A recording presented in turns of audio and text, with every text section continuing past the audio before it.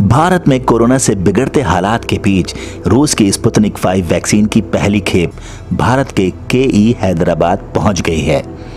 हालांकि देश में वैक्सीन की कमी की वजह से कई राज्यों में 18 साल से ऊपर के लोगों के लिए 1 मई से टीकाकरण अभियान शुरू नहीं हो पाया है। इसको लेकर राज्यों ने केंद्र सरकार पर सवाल भी खड़े किए हैं कि देश में नागरिकों को वैक्सीन ना देकर विदेश क्यों भेजी गई। बहरहाल स्पुतनिक 5 की ओर से कहा गया है कि भारत ने अपनी पूरी वयस्क आबादी के टीकाकरण के लिए बड़े स्तर पर कोविड टीकाकरण अभियान शुरू किया है। साथ मिलकर हम महामारी को हराते हैं, एकजुट होकर हम ज्यादा मजबूत होंगे। इस मौके पर भारत में रूस के राजदूत निकोले कुदाशेव ने कहा, स्पुतनिक 5 की प्रभावकारिता दुनिया में सबसे अधिक है और ये टीका कोविड-19 के एक नए स्ट्रेन के खिलाफ भी प्रभावी होगा। इसका स्थानीय उत्पादन जल्द शुरू होगा और धीरे धीरे इसे हर साल 850 मिलियन डोज तक बढ़ाने की योजना है।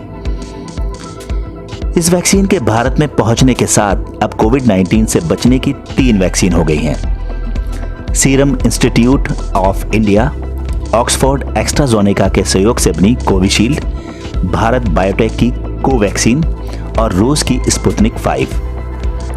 आइए स्पुतनिक 5 की खासियत के बारे में आपको बताते हैं। मॉस्को के गैमेलिया इंस्टीट्यूट द्वारा विकसित इस वैक्सीन के ट्रायल की अंतिम नतीजे सामने आने से पहले ही इसकी मंजूरी के चलते शुरू में कुछ विवाद पैदा हो गया था। हालांकि वैज्ञानिकों के अनुसार अब इसके फायदे जाहिर हो गए हैं।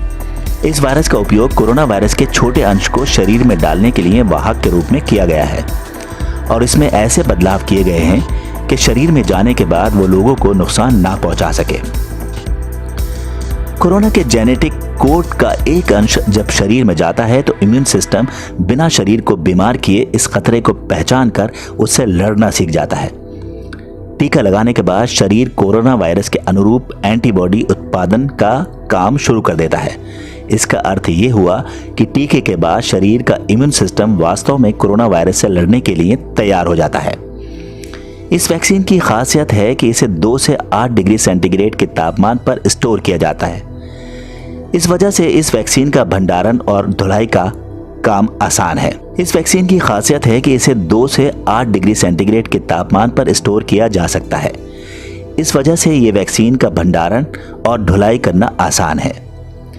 वैक्सीन की मार्केटिंग करने वाले रूस company Russian director investment fund यानी RDIF ने भारत में स्पुतनिक 5 की 75 करोड़ से अधिक खुराक बनाने के लिए करार किया गया है। वैसे स्पुतनिक 5 को अब भारत सहित 60 देशों से मंजूरी मिल चुकी है।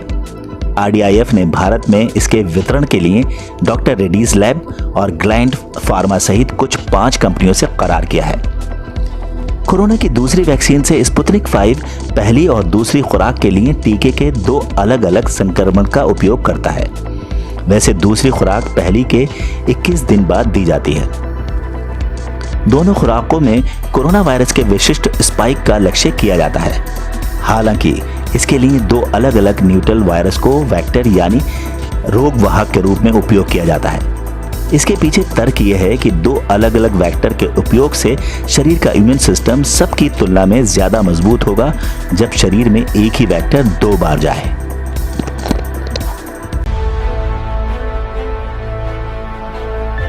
सत्यमेव लाइव, पूरी खबर सच के साथ।